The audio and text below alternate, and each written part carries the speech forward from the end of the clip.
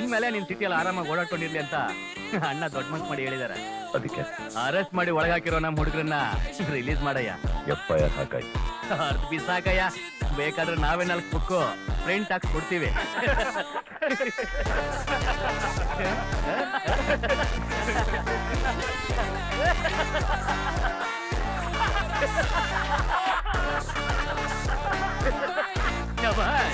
ನೀನು ನಮ್ ಕಡೆ ಹಾಕಿಲ್ಲ ಕಡೆಯ. FIR ಯಾಕೆ ಹರಿದಾಗ್ದೆ? FIR ಯಾಕೆ ಹರಿದಾಗ್ದೆ? ನೋಡೋ ತಮಾಷೆ ಮಾಡ್ತಿದ್ದಾನ.